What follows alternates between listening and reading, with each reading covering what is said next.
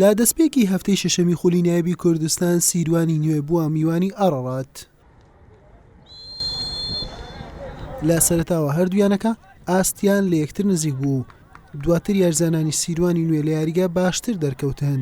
لە خولەکی 19 سەربەز ڕەوف نزیک بوو لە گۆڵ، بەڵام هەورەمان ڕزگار بە زەحمەت تۆپەکەی دوورخستەوە. ڕاست گۆفایەقیش نزیک بوو لە گۆڵ، دەرفەتەکەی لەدەستدا.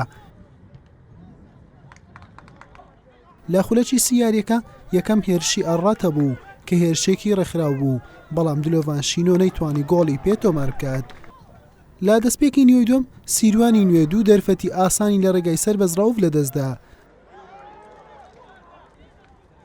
سیروانی نوێ دوو جاری دیکە نزیک بوو لە گۆڵ، هەورەمانی گۆڵ پارێز ئەڕەڕاتی ڕزگار کرد. لە خولەکی 85 ناوبژوان فیکەی لێدانی سزای بۆ سیروانی نوێ لێدا و ناڕزای زۆر یانی ئەڕاتی لێکەوتەوە. عەبدولعەزیز مەحموود سەرکەوتوانە جێبەجێ کرد و گۆڵ یەکەم و پێشکەوتنی سیروانی نوێی لە یاریەکە تۆمار کرد. یاریەکەش بە سەرکەوتنی سیروانی نوێ با کۆتایی هات بە تاکە گۆڵێکی بێ بەرامبەر.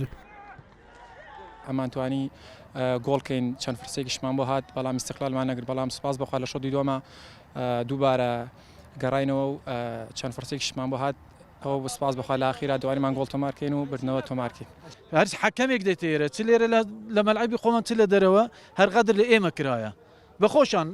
ئەوەی دەستەی ئەوەی اتحادی پێشتر شایدیان بۆەوەدا بوو، حتا ئەمە بۆ پێشتان بڵێم بەلاو دەکەنەوە، حتا ئەو ستافی اتحادی لێرەیە نارین یەک نادی لە منتەقەی هەولێر دەوری بباتەوە.